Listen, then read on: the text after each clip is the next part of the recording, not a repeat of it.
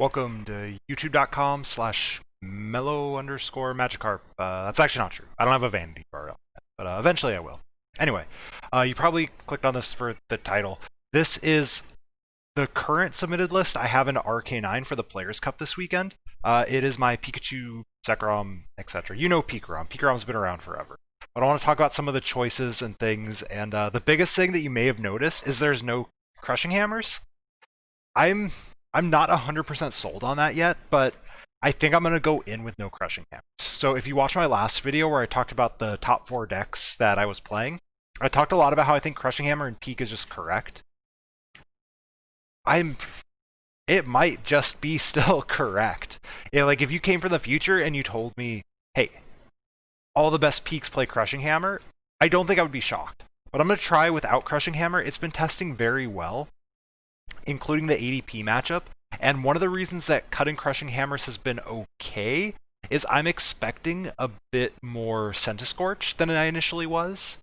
And the Eternatus matchup has been generally fine without hammers. The hammers can really swing the matchup, and in best of 1, I've kind of felt super necessary, but in best of 3, it feels okay without it, because they miss the turn 1 energy attachment often enough that that's not a big deal.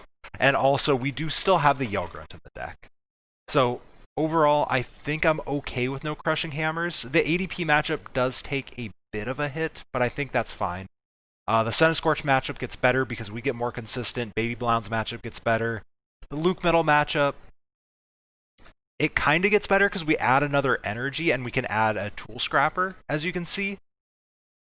But obviously the hammers are very nice in that as well, so that's a debatable one whether it gets better or worse without hammers. What else am I worried about? That's really it, because like we beat Inteleon if any of those show up. What's even in another deck that exists? Mewtwo. Oh, Mewtwo becomes a slightly harder matchup without hammers. Hammers actually play a pretty big role in that matchup, but I think that's fine. Mewtwo is a deck that I guess we do take a bit of a hit in that matchup too, but I think that's an okay trade-off. Mewtwo's not a particularly popular deck, so that should be fine. Anyway, let's talk about the list, some of the stuff that I have going on currently and why I've chosen it. So I'm not 100% sold on this, but I'm 100% sold on Peak. If you watched my stream the other day, we're playing Peak. We tried ADP, man, did it suck. We played some Baby Blounds, and like Baby Blounds was super successful, but it was pointed out to me by chat that my opponents were throwing the game more than I was winning games, and that was kind of that, like, they were right. And then I don't even remember. Everything else just kind of sucked. So we're on Peak. We have 2 Boltunds. I think that's a very big deal. I've had a lot of people kind of question that, and I think 2 Boltunds incredibly good. It increases your chance of starting it. We play 11 basics. We essentially have 3 optimal starters now with 2 Boltunds and a Koko. 3 out of 11 is pretty good as opposed to 2 out of 11. You're talking about 2 out of 11 that is going to be, what, 20-ish% of the time? Technically not, but less than 20% of the time. Versus 3 out of 11, we're talking about nearly a third of the time we'll have an optimal starter. I consider that a pretty big deal. It's also very good to have the second Boltund in the Luke Metal matchup, and it's actually ran into this problem the other day, and it's not the first time it's happened, but it reminded me. In the ADP matchup, if they go first and they have to attach to a Zacian, they Intrepid Sword into another energy. Sometimes instead of GXing, their best play is to actually KO our Boltund, which is totally fine. Like, that's a very valid ADP play, and that having the second Boltund for late game is actually very important in that matchup. So Boltund is very good for Luke Metal because they want to KO you after you electrify, and then you want to come in with another Boltund later and just hit really hard. And so the 2 Boltund is very good for that. It's very good to have a second good starter. We're keeping the second Boltund. I cut the Vikavolt. We take a worse Baby Blounds matchup. We use Vikavolt a fair amount in some Zacian matchups, but like, I went back, I looked at just a very basic, I wasn't watching the game, so I kind of went back and got some numbers. Starting Vikavolt hurt us quite a bit. And so even though, yes, it came up and it was helpful sometimes, starting it ended up hurting us a decent amount of the time. So that goes back to that, like, right now we have a pretty decent rate to start something good that, like, keep saying a third of the time. It's technically less than a third of the time. It's more like a quarter, but I really want that. I really want to start a Boltund or start Koko V. I want to start something like an Air Balloon, which is literally anything but Pikarom, and Vikavolt does not help that. So we cut the Vikavolt. We obviously cut the hammers. Currently have 3 Energy Switch. Not 100% sold on that. This is probably my 60th card right now, is the 3rd Energy Switch. We don't turn 1 full blitz like ever with this list. This list is built to go 2nd and Electrify. So one of the things that I'm going to consider if there's other cards I want, and there are, would be to cut the 3rd Energy Switch for one of those other cards. But I do like having the utility of Energy Switch because it's incredibly nice. Like I said, the Luke Metal matchup, we want to use 2nd Boltund. It's very nice. Just go bench Boltund, attach, E-switch, and power it up out of nowhere. That plays a pretty important role. If you use Raichu's GX attack, it's super nice to get one or both of the energies off. So it's now down to 3, and then you can power up something else after you use that lightning ride. So energy switch is nice. It's very nice to be able to move energy around freely, but it's not nice enough to be worth all those spots. Went up to 3 reset stamps. This deck uses reset stamp. That's one of its main ways to win. So we have a 3rd reset stamp. Again, I'm not 100% sure. 2 reset stamp has been fine. Just 2 energy switch is what I was playing before. That was also just fine. So I'm not super certain that we're going to keep that. But for right now, it's hey, reset stamp is our win condition in almost every game. Having 3 of a card that you kind of need every single time, potentially twice in a game, is really good. And for anyone who's well, what about games where you don't need reset stamp? If we don't need reset stamp, we're gonna win anyway. This is a very much come from behind, set up a very good board state type of deck. So if we don't need reset stamp, cool, we win. And if we do need reset stamp, it's nice to have extras. It's nice to have them more easily found. So a 3rd one feels good. We have a Tool Scrapper right now. Scrappers are good in the mirror match. The mirror match, the math works out where getting rid of the big charms on the opposing peak is very important early game because you can essentially go Electrify, Full Blitz, Bolt Storm, Knockout, because you'll have enough to do 250. If they big charm their peak, you can't OHKO that peak anymore. So the Tool Scrapper is very nice there. It's also good just getting rid of random balloons in the mirror match can also be helpful.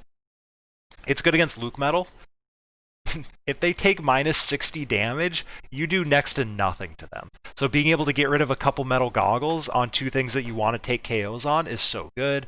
Against ADP, being able to not just stamp them, but stamp them and remove their air balloon is nice. Because now suddenly, hey, they need saucer, attach, boss. Well, now they need saucer, attach, boss, switch. So it adds a nice little bit in there as well. So I like Scrapper. I think it's going to stay. It's a tech card. It's not one everyone's playing right now, but I really like it. So that 60th card is 3rd energy switch. 59th card is the reset stamp. 2 swells. I like 2 swells. Like I said, I'm expecting more Centiskorch. And swell is very necessary against Centiskorch, especially if you have to go first. If they get the turn 1 flare starter and a welder, we just lose. You essentially just scoop that matchup. So being able to swell turn 1 if we have to go first is incredibly important in that matchup. 3 boss, 4 Marnie. I have 3 research. I've had so many people yell at me about playing 3 research. It's fine. I've been playing 3 research in the 70, 80, 90 games I've played with this deck. It has been 100% fine. If we brick, it's not because we didn't have a research. It's oh, well, we just started a hand with 12 energy. Obviously not 12 energy, but you get the idea. We had too many energy in our hand. 1 Yell Grunt's important. Against ADP, sometimes, hey, I go 2nd, I have a good enough hand to electrify, I can just Yell Grunt the energy back, make it harder for them. Very good against Eternatus. Eternatus, you go full blitz, they knock you out. Then the next turn, you electrify, they knock you out. Then you full blitz into them, they knock you out. They have 1 prize left. You go stamp to 1, Yell Grunt off the bench, and then Koko V, knock them out. Now they have no energy on board. You just took 3 prizes, and then you can go set up plays with a boss their VMAX. What's Raichu's attack? Tandem Shock, Paralyze, and then say, okay, I retreat to Koko for game next turn if you don't have it. So The one of Yell Grunt is very nice. It is 100% worth keeping. I am considering a second one, though. Second one is super nice, because we can discard it early, and that suddenly makes Eldegoss an out to a Yell Grunt, so we have one in the discard, one in the deck. Or we just have both in the deck, and it's more likely to find them. One Air Balloon. That's another card I'm considering adding a second one of, just because the turn 1 Electrify is so important. And just having more outs to it seems very nice. Especially now that we've cut Vikavolt. Almost everything is an optimal starter then, because we can balloon it. I'm up to 3 Big Charms. Big Charms good against, I mean, literally every matchup, actually. There's a lot of matchups where you're just like, 240 HP is not much. Against Eternatus, it's not that much. Against Senti, against ADP, very important. Mirror match, I talked about how we have Scrapper for the opposing Big Charms. Finding our Big Charms are super important. So we're up to 3. Not that we need 3, but against like ADP, you have to find it incredibly quickly. Against Eternatus, you have to find it incredibly quickly. Because the strategy with the Yell Grunt that I gave you, that's if Eternatus draws the nuts. If Eternatus doesn't draw the nuts, we want to get our Big Charms down to say, you're not going to KO me. You're not going to boss KO my Raichu. It's too big. And then I also am up to 10-4 split. Speed Energy is too good not to play 4 of, but I also refuse to ever go below 10 basics. 10 basics feels amazing. You're constantly able to full blitz stuff out. You're constantly able to get stuff for Koko. You always have Electrify live if you need it late game, which does happen. 14 Energy is also nice against Luke Metal.